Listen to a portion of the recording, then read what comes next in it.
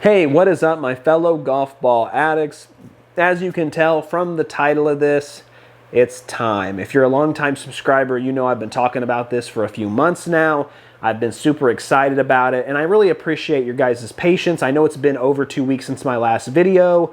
I've been grinding away at these numbers. You're about to find all about that here in a second. And basically, this video is going to be a reference video for anyone who's coming into the channel new, or even my longtime subscribers, just to know how the following videos are exactly going to go.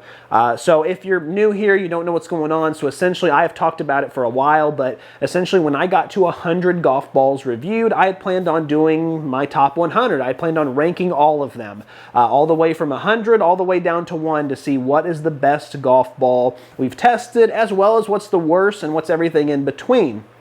Now, I wanted to just kind of lay out a couple things. I wanted to lay out what I'm ranking these golf balls on, what's the criteria, what are they meeting, and I also kind of wanted to reiterate like what my channel's about. I review golf balls from the average golfer standpoint, so all of these rankings you see are going to be from an average golfer standpoint. So you might have a ball like, for example, the Pro V1. That's just the easiest example I can give. Yes, it might be one of the top 5 golf balls, maybe top 3, maybe top 1 golf ball when it comes to pros and fast swingers. But from an average swinger, 92 mile an hour, 93 mile an hour with a driver, it might not be the best. And so that's what I'm basing this criteria on, is what is that mid to fast swinger swing speed? What's going to be best for them? Maybe even toward the lower a little bit. It's going to be about finding out what's kind of in that mid zone, not necessarily for these guys who are pros and hitting the ball 280 to 300 yards. Not all of us can do that. So with that being said, I just want to kind of give a quick, reference as far as what am I grading these golf balls on. Well, the last few weeks I have spent hours and hours and hours grading these golf balls on a variety of things, but here are the main points, main 7 things I'm grading them on.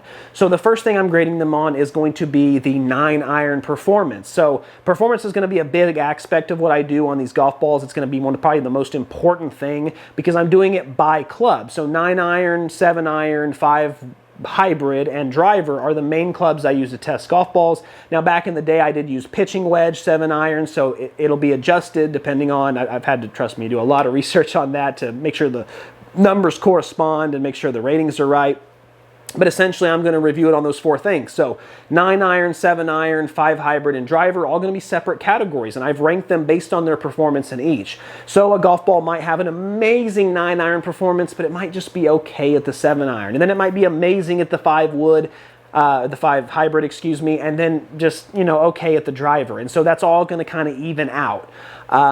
After that, we get into, of course, the durability, which is really important, how long the golf ball is going to last. Super important as far as, hey, is it going to last you 2 rounds? Is it going to last you 1 round? Or heck, is it not even going to make it through a whole round? After that, of course, we have, now this is something that is the least important. I know a lot of you harp on me for it, but it is the design of the golf ball. So this is what I've preached on the channel for a long time. If you have 2 golf balls that perform awesome, the value is great, the durability is awesome, but one ball has a really cool design to it, a great alignment tool, it looks premium, it feels premium, and the other one doesn't as much, that one's going to win. The one that looks premium, the one that has the alignment tool, is going to edge it out, just because, again, you have 2 great golf balls that are here. I'm looking for anything to kind of separate, and the design is what's going to be kind of used to separate those a little bit. Last but not least, I am going to also include value, which is probably one of the most important. On this channel, we talk about it all the time. Value, how much you're getting versus how much you're paying. Golf balls that are in a certain range, let's say it's a 2-piece golf ball, $20 a dozen is, an okay value. 25, not so much. But like the Cut Red, which is $1 a golf ball, you can get 24 golf balls for 24 bucks. That's going to be the top of the line when it comes to value. And then, of course, it moves on depending on the type of golf ball. Tour golf balls are around 45 to 46 a dozen, so the Pro V1, okay on value. But golf balls like, for example, the Srixon, where it's right there in that 46, that's an okay value. That's okay, because it's right there in the middle. Things like that. So that's where those are going to be ranked. So that's where I did my rankings. Performance, value, and durability are going to be the main chunk of it. And then if there's any kind of, discrepancies in between, that value could kind of take it up or down a point or 2 just to kind of give it an edge. So that's where we're at. Now, guys, I do want to say, with all this, I got to say there was a lot of surprises.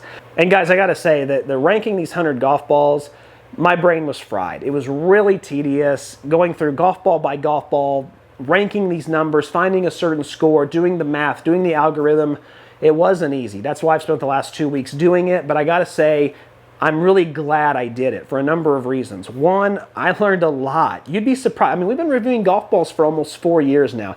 You'd be surprised how many golf balls in the early stages I, haven't really mentioned on the channel that much. I've never really used them as an example as far as, oh, I recommend this or I recommend that. But when I went back and I really crunched the numbers and did the data and really just looked at it from a fresh perspective, the number came out really good. And I was like, holy cow, this is one of the best golf balls on the channel. And vice versa. There were some golf balls that I have raved about in the past that I've said, oh man, this is amazing, this is great. And then after kind of really getting into it and adding it all up, 2.5, 3.5 years later, maybe that golf ball wasn't as great as I thought it was. Maybe I just had it in my head, personal bias, that I liked it a little bit more. So I'm really glad I did this. I won't keep this too long, either tomorrow or the following day, but I'm really pushing for tomorrow. Be on the lookout for my first video, which of course will be 90 through 100. And then after that, it'll be 89, 80, it'll be 79, 70. And every 2 or 3 days, we are just going to release a video, and it's going to be about ranking these golf balls. Now, I do want to say something else too. If you stuck around the song, I appreciate it.